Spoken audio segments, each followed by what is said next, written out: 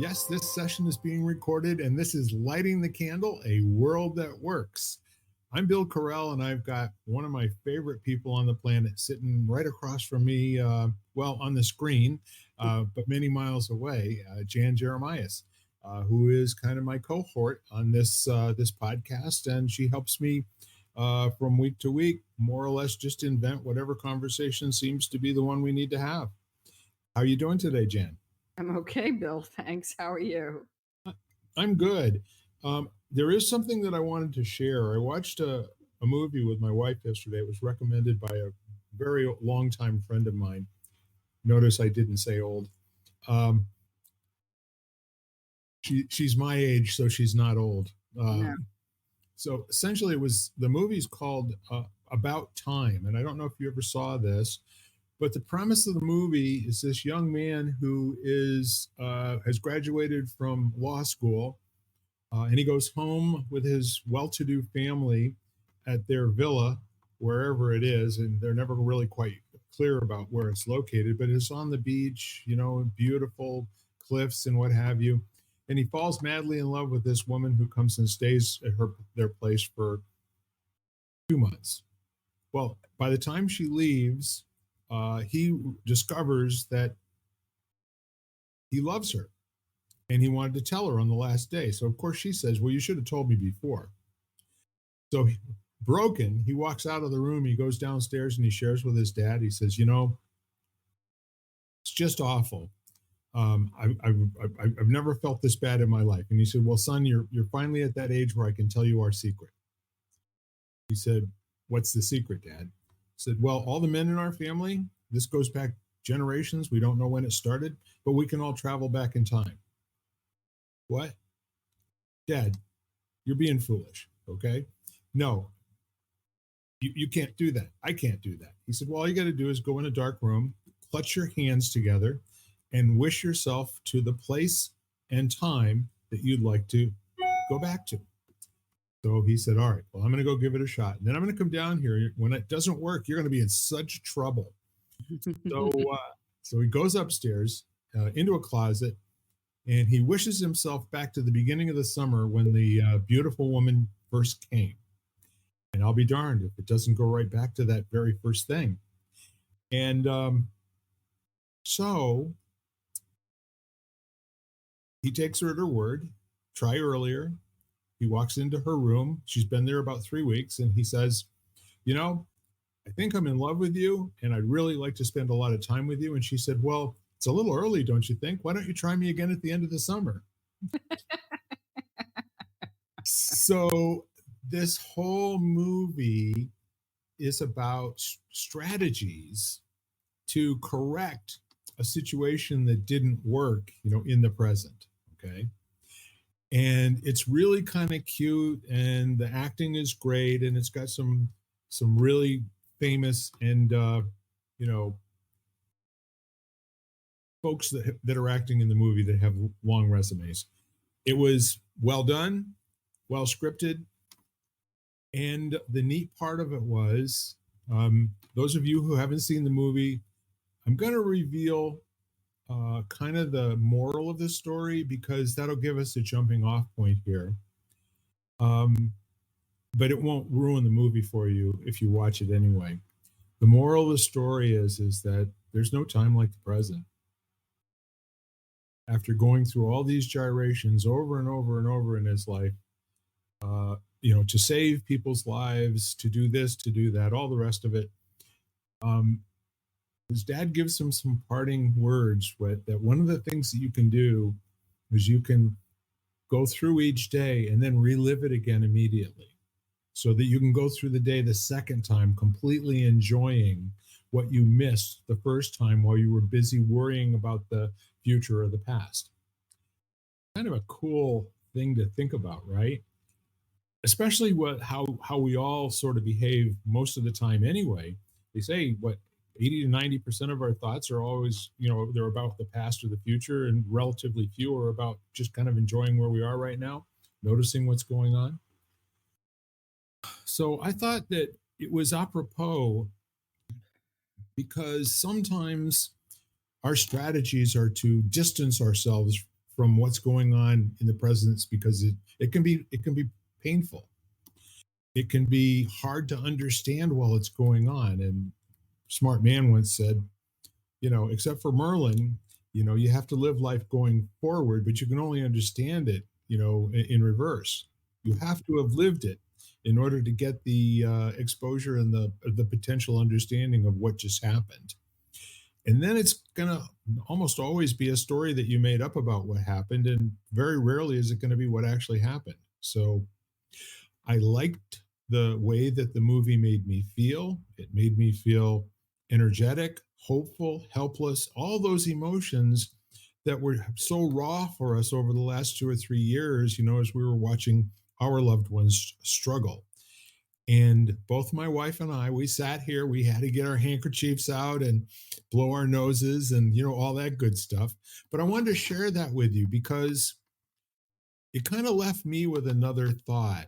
Um, no matter what you're going through, while you're going through it, we do have that propensity to wish it were doing something else or that we could do something else.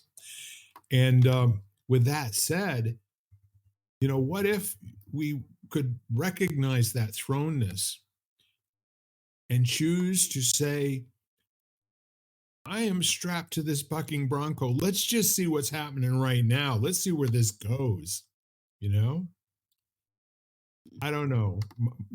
I don't know if that story gives you anything to bite into, to share, or to analyze, or to bring your experience to, Jan. But I wanted to pop that out there for you. Yeah, I think it is an interesting concept. I always thought to myself that I must be somewhat unique because in the fact that I seem to spend very little time in what was actually happening and a lot of time in what happened or what was going to happen. Right. And that was just like, and then realizing for myself, like things in my life that had more or less passed me by because I wasn't present when they happened. And not in a critical way either. It was because that moment was anxiety causing for me, so itself. So, there was a lot, even in the situation, of like that apprehension that was there. It was almost like in some ways a distraction to live in the past or to live in the future because the situation itself, what I was living was too overwhelming at the moment. Um, so that was like one thing that came to mind when you were telling me that story of like, just knowing, even seeing within your life, like what has happened. And it could be something monumental, like something that was a life event that you were truly not present for. Right. And then it could be something as simple as like, you know, did I take my supplements this morning? Just because you do it so by rote that, like you swallow them and you don't even remember swallowing them. And Yeah. then I have to think twice of like, okay, what was I doing? Just sitting in conversation with somebody and realizing that you're like thinking about your next meeting or the fact that you have to get to an appointment. Yep. And so it happens every day, all day. Um, to us. And the question is, do we actually look at it and realize what we missed? Do we sit back and sit there and say, okay, I totally wasn't present for that? And then to the extent where I'll like sit there and I'll be like, did I turn off the stove? And then it's almost like I think of am I getting Alzheimer's because I can't remember? Like am I developing, early onset Alzheimer's because I'm so not present and and how much of my life am I not? That's just in a way a silly but not silly example, but how much of my life am I not present for? Yeah. Yeah. My cousin has a way of making that a little bit more acceptable. He says we don't necessarily have Alzheimer's, but we've at least got half's-Himers, you know? Alzheimer, exactly. And then on the other hand, it made me think as you were talking about this movie with, let's say, especially when it comes to relationships Yes. and uh, how much of a relationship are we not present for? Or, do we we're not either because we don't want to be because, like you said, it's too painful, or because we don't make the time or we don't put in the effort or whatever. And I was listening to a sermon given by the rabbi of Temple Emmanuel in Manhattan. And he was saying that the most recent statistic, which I couldn't like, this was just so high to me. I was just like, I can't believe it, that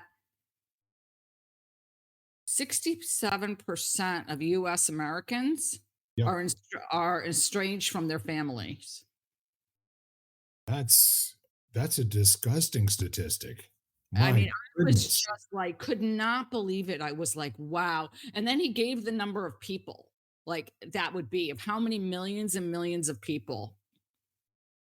And I thought it was like so like heart wrenching and like scary to me. Like it was like all these different things. I'm like, wow, that is so many people.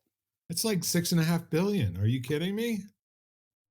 I like couldn't get over it. I was like, he might have been speaking about a different age group. I have to like, but still, just the fact, like maybe it was 67% of like, I can't remember of a particular age group, but even that, it was millions of people. Like 54 million or something like that was the number he gave. So I'm not quite sure what, but Yeah. even though the thought that there are that many people out there who basically have no connection with their family for whatever reason, either because they were not accepted by their family, whatever it was. But I just thought to myself, wow. And as you were talking about this movie, I'm like, how many circumstances would we kind of think about going back to kind of relive and do differently? Yeah. Yeah. I think if that number is any group, let's just say it's people who are 25 to 50. Right. That's our productive workforce. Those are the people that are teaching our children. They are the ones that are, working in the firehouses and the police stations, and they're the ones over on enemy lines. And that's a really important thing. The isolation of a human being is a very unhealthy condition. It's not the preferred way to go through life, but it tells you something. Um, and I'm not sure because right now we're pretending like whatever he said that we think we understand in this conversation, that we're using it to talk, using that to stand on. It's an unacceptable situation to have 67% of any group that's alienated from their family, that's not in contact with their loved ones.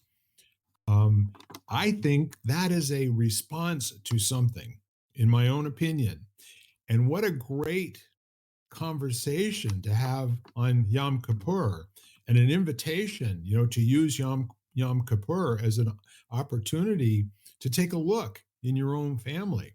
Where can you atone? Where can you go back and say, you know, I did something that I didn't intend to do, and it's put distance between us.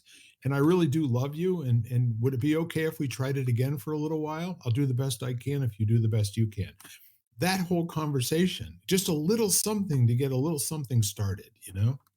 Absolutely. I was really, and so that was striking. And he was talking about just being in relationship with anyone, like not particularly families, like, when he was giving this, yeah, I mean, this says recent studies show more than 1 in 4 adult children in the United States are or have been estranged.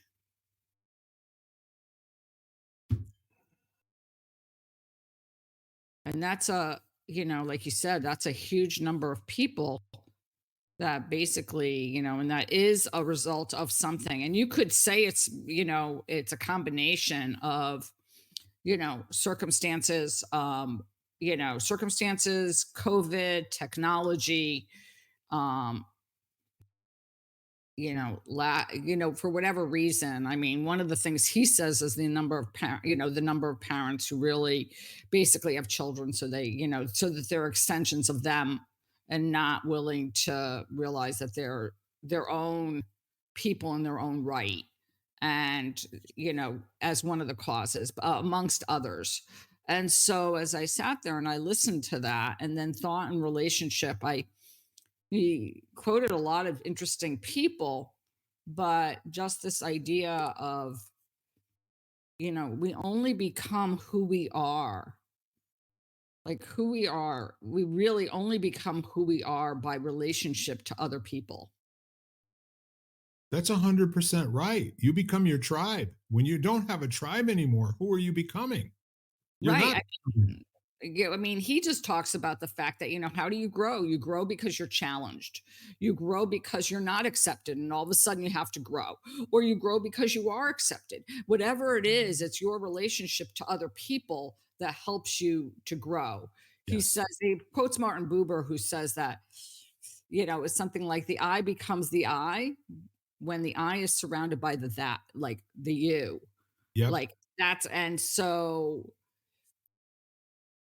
and as I listened to that, I thought to myself, how true is that? Knowing my own personal circumstances, good, bad, or whatever, who I became was a result of the people that I was surrounded by, and how they influenced me, or how they impacted me, or what they did. That's what created who I am. And then otherwise, like you said, who am I then? You know? Yeah. It's a little bit like trying to raise a flower in darkness. Mhm.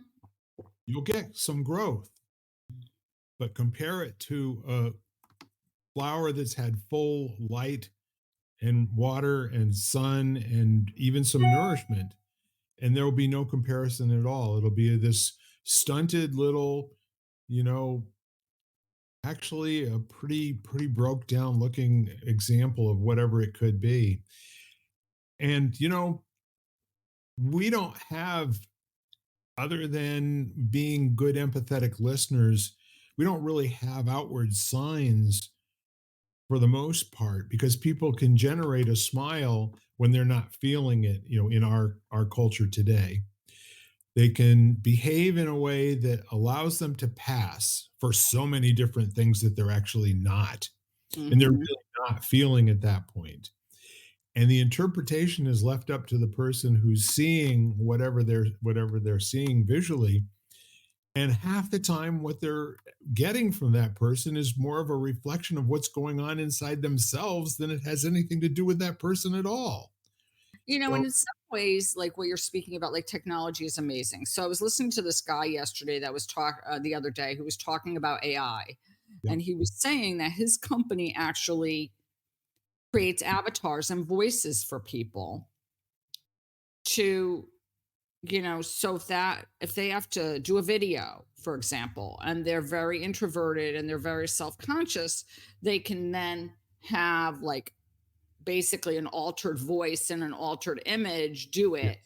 And in some ways I think that's a really cool idea, and then in the other ways I think to myself, but then you have no room for like for growth. But I don't want, I mean, I think there's a balance between that. Like in a way it's a gift, because I think sometimes people do have a message that's really important. But on the other hand, I'm thinking to myself, like, how many things have I done, and I'm not superhuman, but how many things have I done where I literally had to step out of my comfort zone and force myself to do, because personally I would probably have rather stayed home snuggled under a blanket, than actually go out there and with the possibility of like falling flat on my face, like so.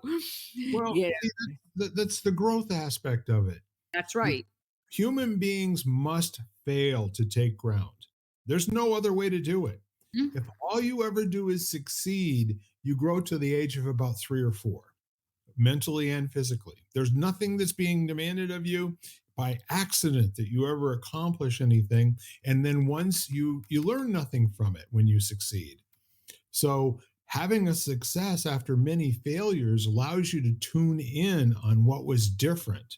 It allows you to measure, behavior in a different way. So what I love about what you're saying is that AI, giving somebody out in the world a fake you that sounds really confident and all these other things.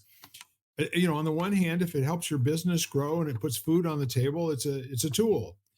Hmm. But if it's another way of distancing yourself from relationship, of not being in relationship with the people that you do business with, or if it's a way to kind of, we talk about, the imposter syndrome, and that has two slants to it. The imposter syndrome is where you feel yourself that you're not good enough.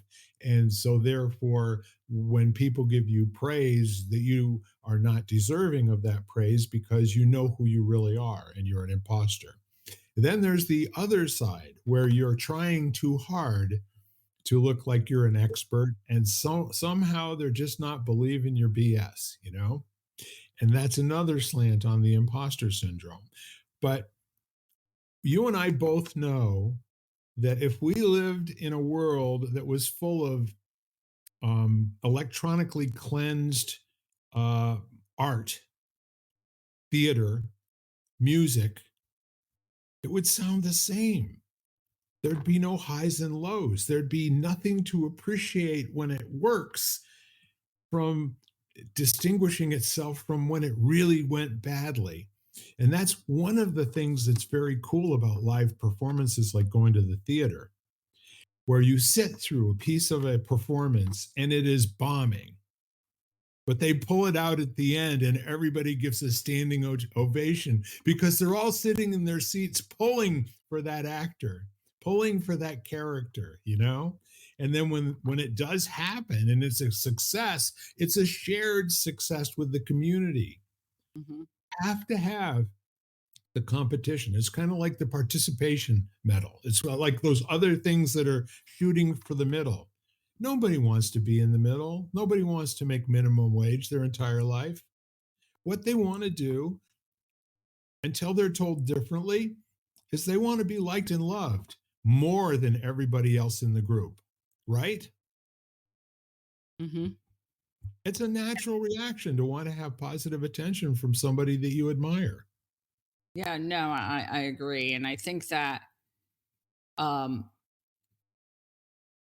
even if that's from within your own small circle, it doesn't need to be, you want to, be the best and all the, you want to be the best, like the Olympic gold medal.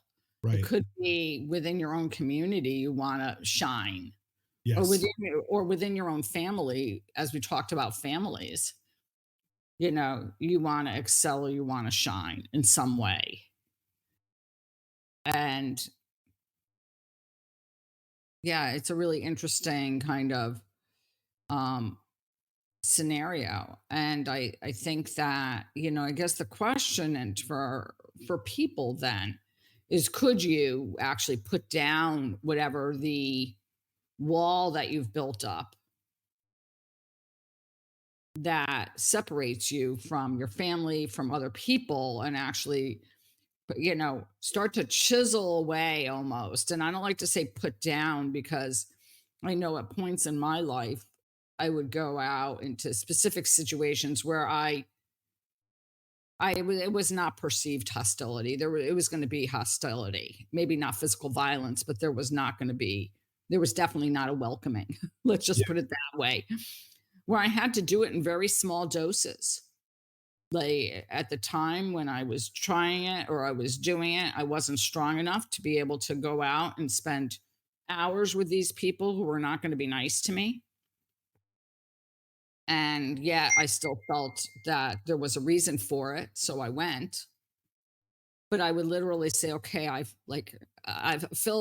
fulfilled my quota for today and I can't handle any more than this today.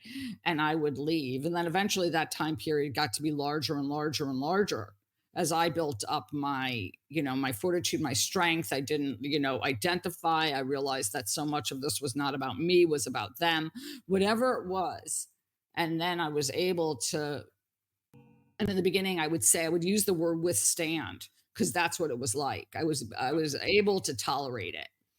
And it wasn't easy. So I don't think it's like you just take down the wall, you take away the curtain and okay, you're connected again. There's work to be done. It's fascinating to me, the point of view, that you just expressed, I think it's common to all human beings. And um, there's a there's a psychological kind of a bent that says your relationship has to start inside you first.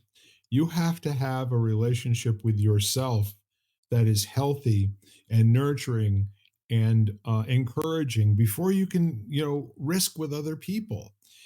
And the truth of that is that to not understand that is a lifetime of trying to figure out what's wrong with everybody else in the world, you know?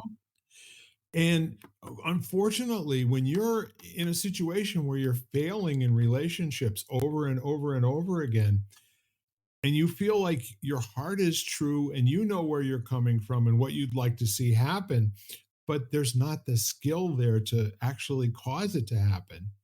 Um, it is more like you said, like girding yourself against the onslaught, and then because the payoff is going to be big enough, a family member or someone who's a peer in your profession or something of that nature, where you finally just screw up your courage and then go and get through it.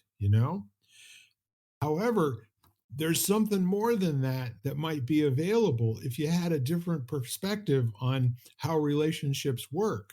We do very little to equip our human being friends and our offspring and our students that you can do some amazing things just by having a very short answer to something that's not working. You can shift the world in a sentence unless you're sure the world's not shiftable. And when your mind is made up for that, brace yourself because it's going to be a bumpy ride. Mhm.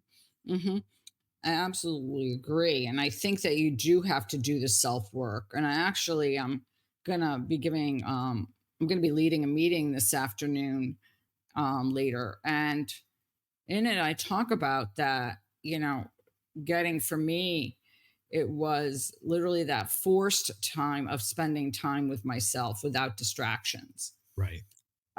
Originally I could say yes, and I say forced time because I think for so many years that space was so scary, so uncomfortable, so, oh my gosh, so it was I don't even know the word I had used, and I wrote it out, but it was um so overwhelming, I guess. The thought of going there was just whatever. It was just like, I can't. And then eventually, when I got to the point where it was like literally, I would go to meditation classes. Like it was now I can meditate wherever I want, whenever I want. But at that point, when I was getting started, unless I was going to get up and walk out in the middle class or in the middle of a yoga class, I was staying. And so all of a sudden, when you stay, you're like, okay, well, at one point or another, you're like, well, I guess I really got to look at this. I have to look at why I'm so unhappy or why I'm so frightened or why I'm angry or why I'm sad or why I'm happy today or why I feel good. Like I have to start looking at it.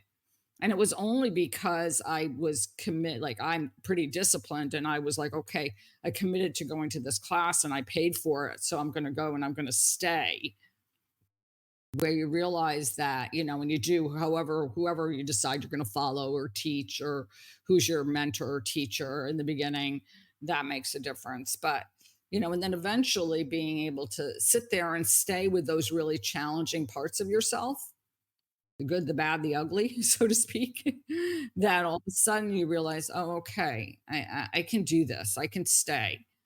And there are points it's easy and points that it's not when you're going through some stuff and things are challenging and life is challenging. Have that, mosaic of emotions or tapestry of emotions within you. And you're Right. like, oh, okay. But it was only because it was almost like this forced time that I was able to do it. Because I don't know, at the point when I started, had I not had that time, I don't think I would have stayed. Like I, you know, which, especially that was over 20 years ago.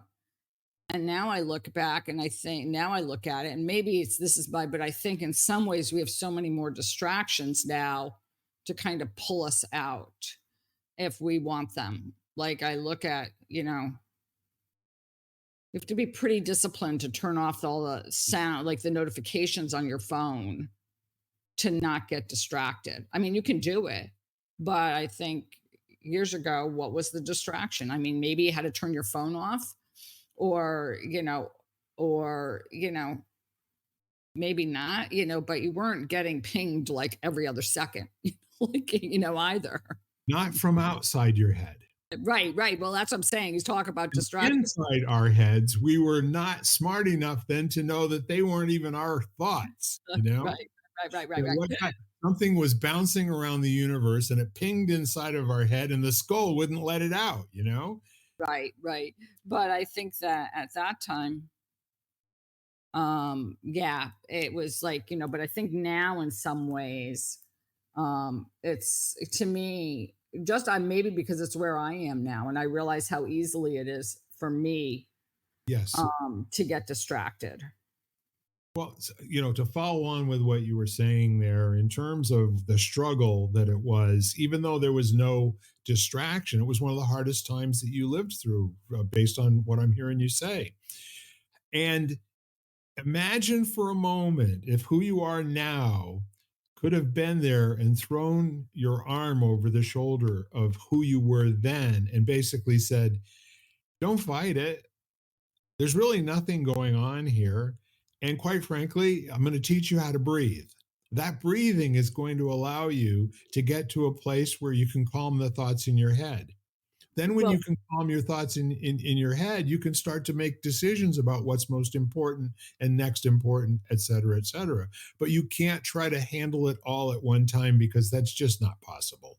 not possible. And for me, I think it wasn't, it was thoughts, it was a mirror, like I said, a mosaic of or tapestry of emotions Right. that were there as well. And it was, and that's why I say, you might, you have to chisel all down on that wall of like of let's say of reaching out or connecting with people who become distanced from Right. because you have to develop the knowledge about yourself and some of your tendencies and habits to be able to like I think to come into something, and I'm not saying everything. I mean, I'm still like every now and then I'm still shocked at something about myself. I'm just like, I'm like, oh my gosh, I never knew this about myself. Or I'll see something and all of a sudden I'll be like, oh, now it makes sense to me. Where because I think it happens in layers. It's like the onion, it peels away and then you're like, it just gets deeper and deeper and deeper, to me Yeah. anyway. Well, what role do you think, if any, that having self trust plays in all of that? Do you realize, that the people who are distrusting of other people don't trust their own ability to respond to what other people might do? And what if you just trusted that whatever happened, words couldn't do anything to you until you took them on and decided that they were bad for you? I'll give you an example, a little test I did this week. I went in to get my biopsy. That's what this little thing on my cheek is. And while I was there, I had the robe on, and so I did this. And before I was taking a selfie, and I noticed, that I said, "Oh, okay." So I took the selfie like this, and then I took another selfie like this. And so I put it up on Facebook, and I said, "Not asking for change, but what's your opinion? Which do you like better, the shorter or the longer?" Do you want to know people I haven't talked to in 3 years weighed in on that? The shorter one, Bill. You look like a jerk with a long one. What's wrong with you? Gandalf is taken. And no, for you at home, my beard is almost like a foot long from my the bottom of my chin down to where the beard ends. It's a foot, 12 inches. And so what I noticed about all of that was I thought it was interesting because out of, let's just for giggles say it was 90 people. There were probably 4 or 5 who said something like, I think whatever one you like best, that's the one that suits you. Or, by the way, they both look great because you're great. And then a couple of people would say something like, Bill, you're such a handsome guy. You really need to get that fuzz off of your face so we can see what you look like again, without it. But I had no reaction to this. It was kind of like doing research on someone else. Do you know what I mean? And what I thought was the coolest part of it was that so many people were so willing, to share their interpretation and express themselves openly. That meant they trusted me to trust them in whatever they had to say, no matter how they said it. And Mhm. I can tell you, I did not have a physical reaction like, "Oh my god, I didn't realize everybody hated my beard," or no, they don't. It's not like that at all. I asked them a question and they answered it with wherever they were right at that moment.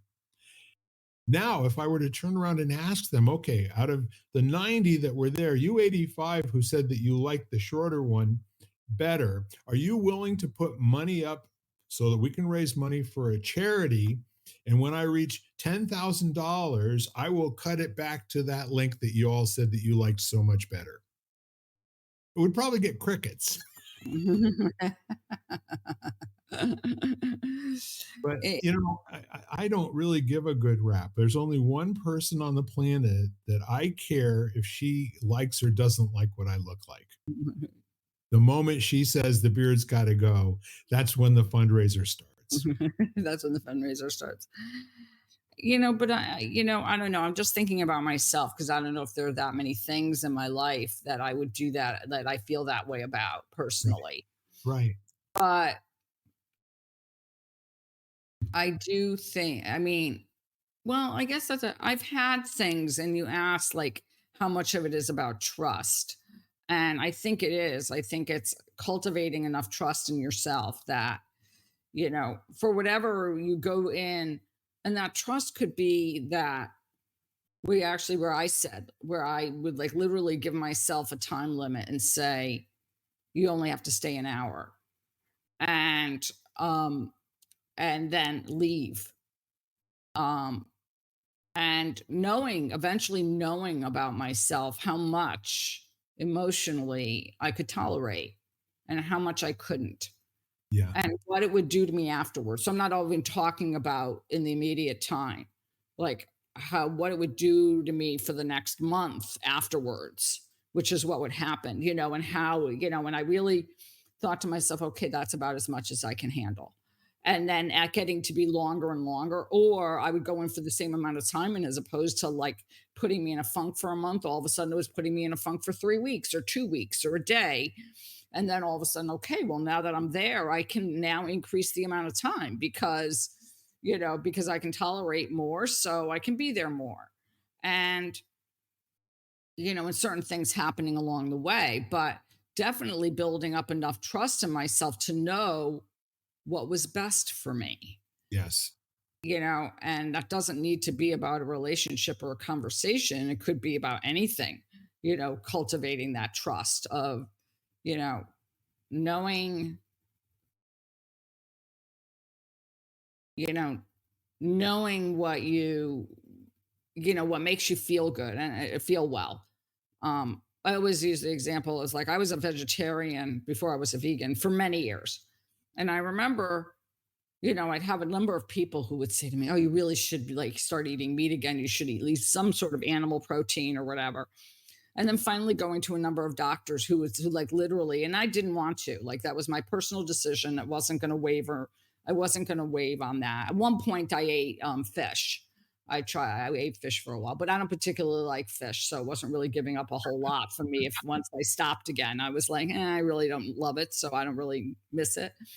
But I remember going to a number of doctors who eventually, whether that be naturopaths or MDs or doctors of Chinese medicine, or, who said, you're a good vegetarian. Like you're meant to be a vegetarian.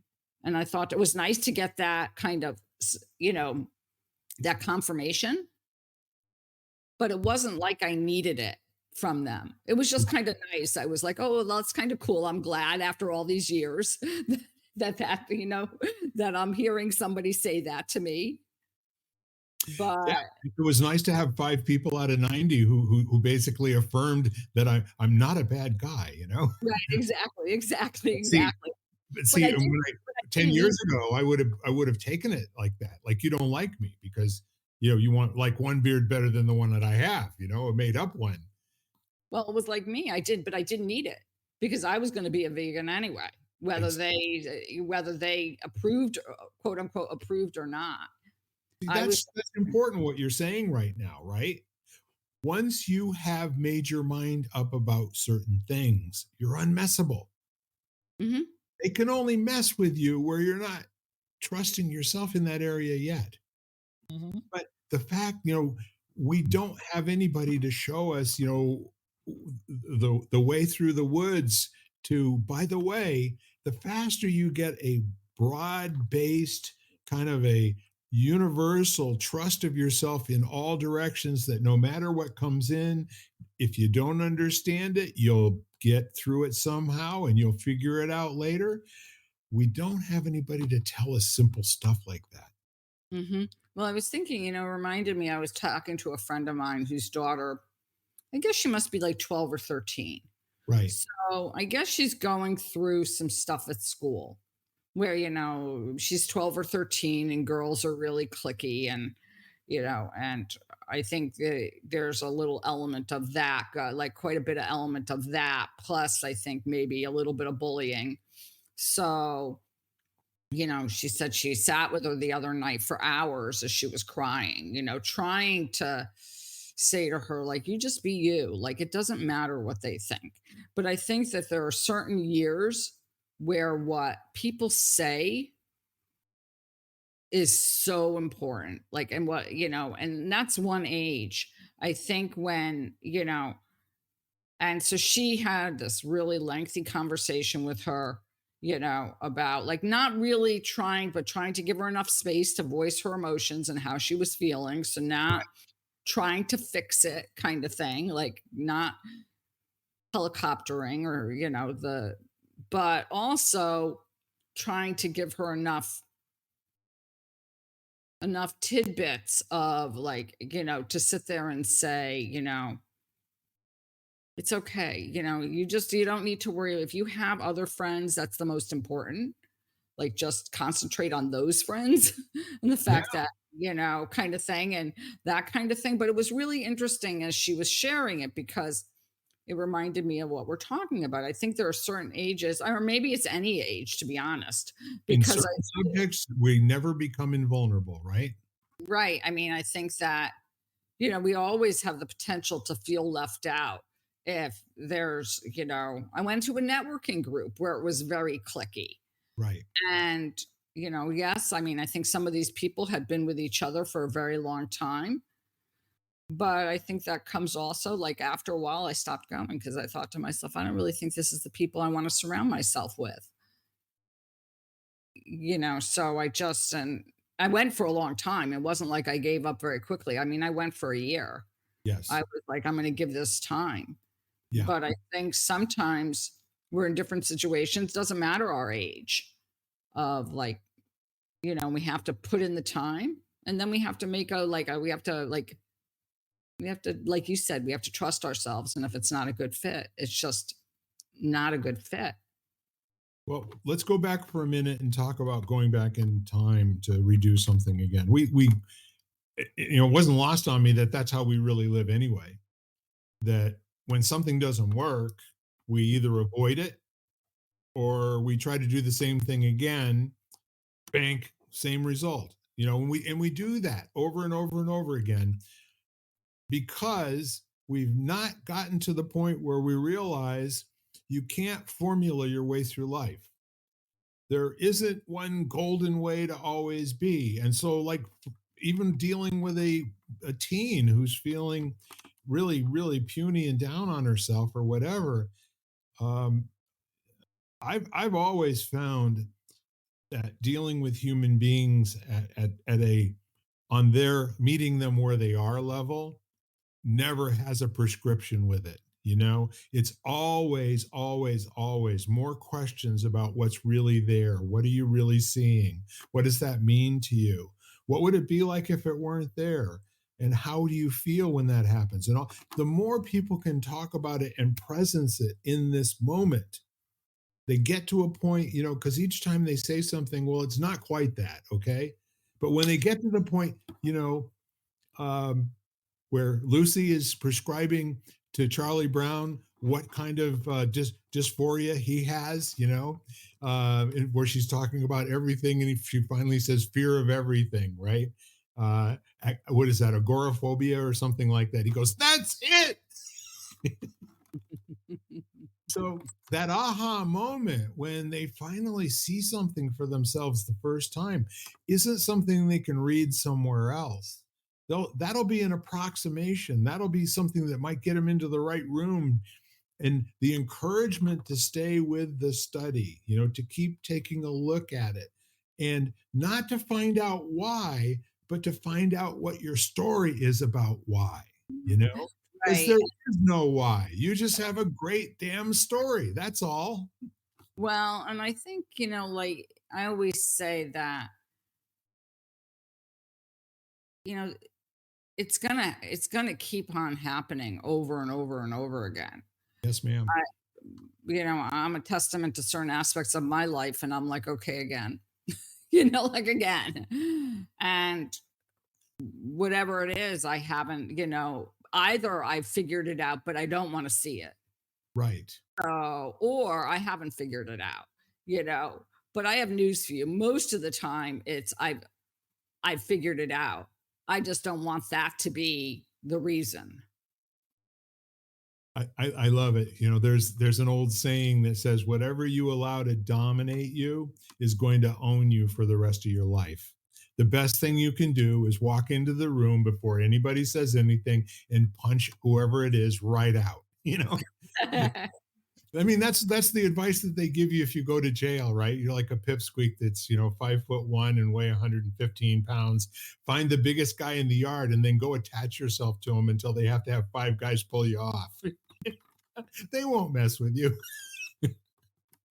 But we don't teach our kids that, do we? And we allow them to go through life, you know, having bigger people kind of act on them, and, you know, and they try to avoid those situations. But sometimes, you know, I mean, I've been bullied maybe a half a dozen times from the time I was in kindergarten until I got out of high school.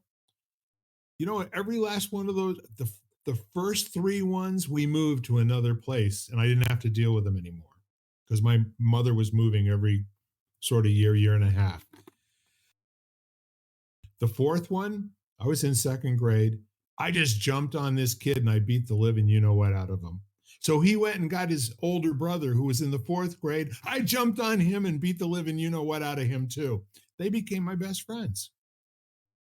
And that's what I learned, that no matter how they hit me, they couldn't hurt me anywhere near as bad as me carrying it around all the time and worrying about seeing them someplace where I was going to be vulnerable. Well, I think I shared the story of the student who that I had who younger student who would come to my class, stand in the front row and do whatever they wanted.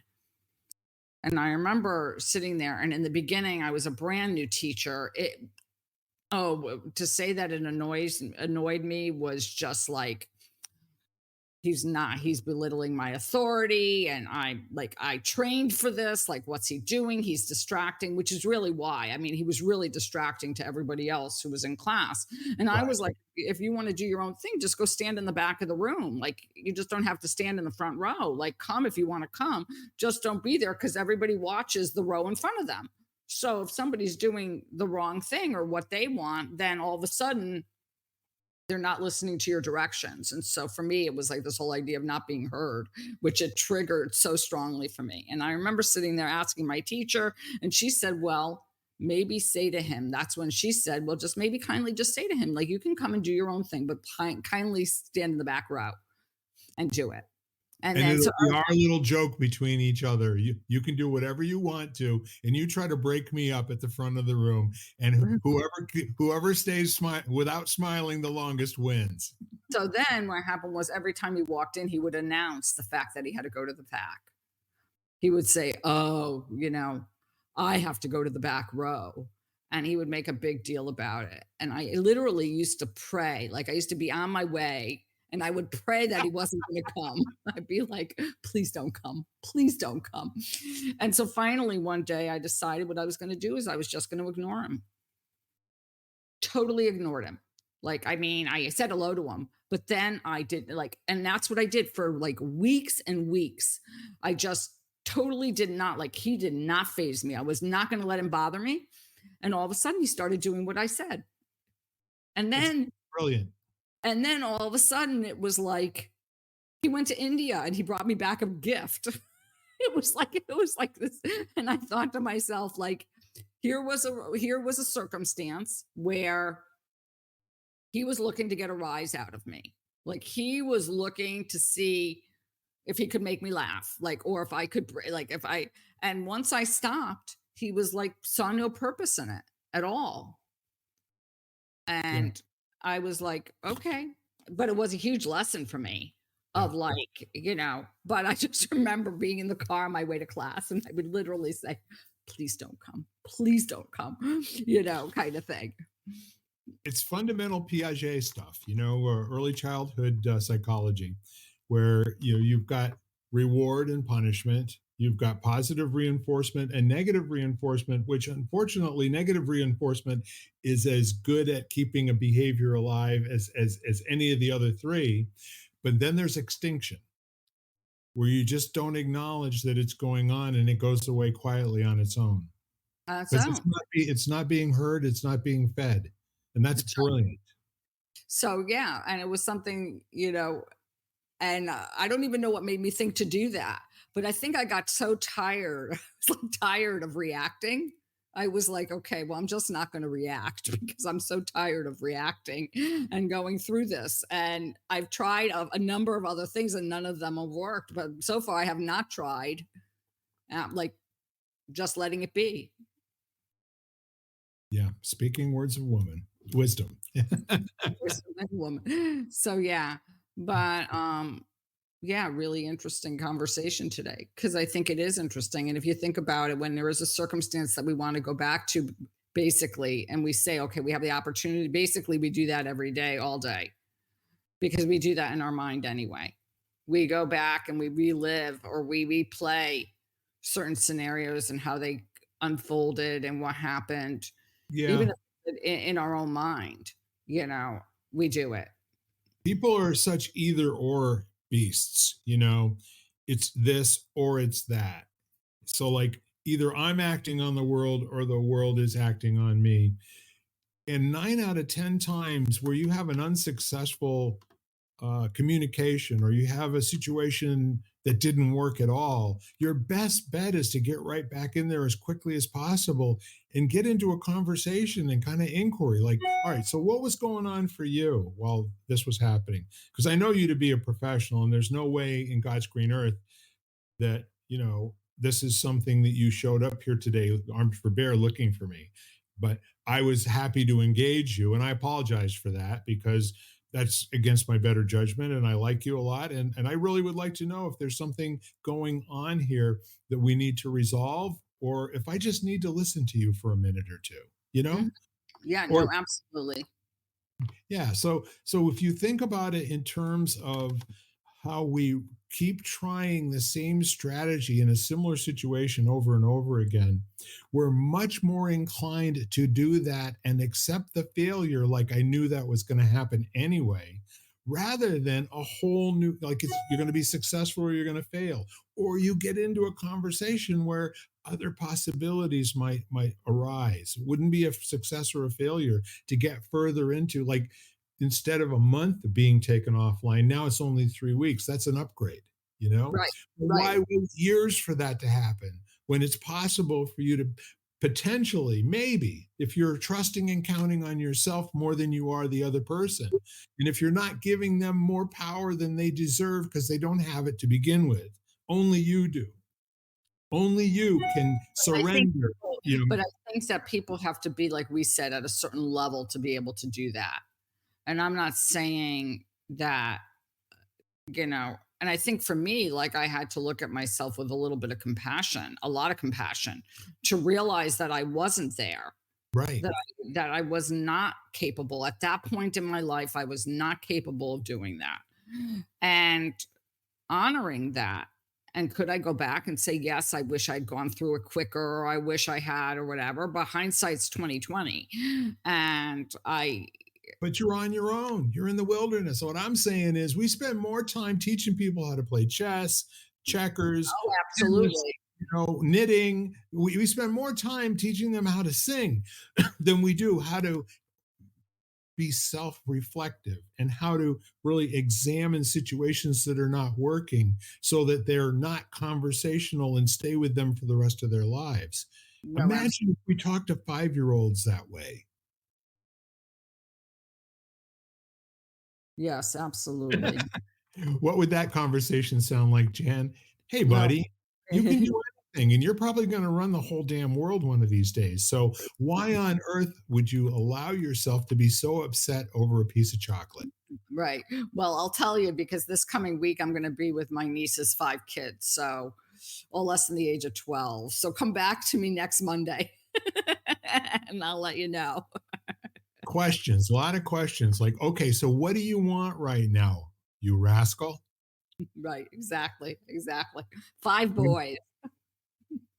I think the whole world, and there's the other thing that you got to remember in yourself. You have to train yourself in advance. This is one of those tools. It's a bad idea to get in the middle of a battle and say, "Gee, I wish I'd have brought my helmet and gun." No, no, you gotta prepare for this, and you have to realize they are not responding to you. They got something else going on in their mind, like you got something going on in your mind that they don't know anything about. Right. The keys to the kingdom are like, tell me more, what's going on for you? You had something that didn't work for you pretty well, right? What is it? Maybe I can't help you, but I sure will listen. Whatever it is. Yeah, I'm reminded of um Kelly Corrigan's, where she said, was like, tell me more, go on, like And what the else is there? and what else is there? Like, just Is that keep all? is, Yeah. is that kind of dialogue of Yep. like, and it is like, it's a training that even people have to get used to, and it's not a repetition, like, and so yeah, it's just this feeling like I was having a conversation with my mom earlier, who I took to my brother's, and and I it was like, I asked her how she was. She said, I'm okay. And I was like, okay, like, it just, her voice didn't sound okay. Right. So, I can, and I think we all know people, we loved ones, their voices. So I'm just like, you sure you're okay? You know, like that kind of idea of like, tell me more, what's going on, kind of thing. Yeah. The interesting part of all of it is while we're constituting trust in ourselves, we also have to make a decision that we're going to remind ourselves to be adult in as many different situations as possible. And that when we get confronted by a 79-year-old parent or whatever it is, who's behaving like a 4-year-old, that we don't go down to the 4-year-old level and tit for tat with them and expect to win something. We got to be an adult. We got to give them some grounding. We got to give them, some direction and some anchoring, so that they feel the security that we can bring because we feel that it's security in ourselves first. Right, right. Good point. Remembering that's the hard part, my friend. Yes, it is. Easy when you're going through, a room full of people that are all helping each other try to get their feet under them, doing these technologies, right? But then you get out there with your 79-year-old mom, real mom, and all of a sudden, what the what? You old biddy, you're always this way when I call you. Yeah, no, she doesn't usually phase me like that. No, She's I know. funny because she'll say to me, "I know I'm complaining, and really I don't mind because I feel like she needs to talk to somebody most of the time, so it doesn't Yeah. bother me at all." Yep. But it is really funny that you do have to, but you do go prepared, and every now and then you mess up, and you're like, "Oh, I'm sorry. This is what was going on for me at that time, and that's why I said the wrong thing, or I was an idiot, or whatever it was." And you own it and you sit there and then you move on from it. It's like you're a human being, you're not a robot. And by the way, I was talking about my mom, not your mom. Okay. Yeah, no, yeah, I didn't think you were I talking about. lost her when she was 79 years old. Oh yeah, I know. I didn't think you were talking about your mom, but still, you do have to be willing to own your mistakes when you do them, though. Yeah. And I tell you what, I've tried every strategy in the book. She's been gone now for what, almost 13 years. And I would love to go back with a little bit of the things that I've gained, the tools that I've picked up since then. And, quite frankly, I think I can hear her calling me right now. So is this a good place? Is this a good place for us to draw it to a close, my friend? Well, it just reminds me of the Woody Allen movie, New York Stories, I think it was called, where his mother is in heaven, like henpecking him. Was probably one of the funniest scenes because I thought to myself, he's on a date or something, I think, and his mother is like telling him from heaven, or whatever, wherever she is, about this woman or whatever, about what he should be doing. And I thought to myself, oh God, every Jewish kid's nightmare, have your mother sitting there and telling you what to do on a date from wherever they are, you know. Turns out that's got nothing to do with being Jewish at all. That's just kind of No. how it is. I know. I realized when I used to think, but I realized, as years go by, that it really has nothing to do with like, what faith or ethnicity you are. It's just a mother thing. Yeah. Would you like to wrap up for us, my wonderful friend? Oh, goodness. I guess, see if you can, my idea is just spend enough time, and whether that be a few minutes, just to actually start to look at, what's going on, and that could be, take a deep breath out and look outside and just notice what's happening around you, just to see if you can cultivate that presence. And then if you want to explore a little bit more, look at circumstances in your life and just realize what's happening over and over and over again. I mean, you know, those are signposts. Those are like signals to you. Yeah. And The as always, call a friend, someone you love, tell them you love them, that you thank them, appreciate them. Well done. That's it for us this week, ladies and gentlemen. Thank you again for your time, my very precious, beautiful friend Jan. Thank you, Bill. Have a great day, everybody. God bless. Bye for now. You've been listening to Lighting the Candle, A World That Works, part of the Exvadio Podcast Network. You can catch every episode as well as the rest of the network at exvadio.com, the Apple Podcasts app, Google Podcasts, Spotify, iHeartRadio, Audible, Amazon Music, and wherever you find podcasts.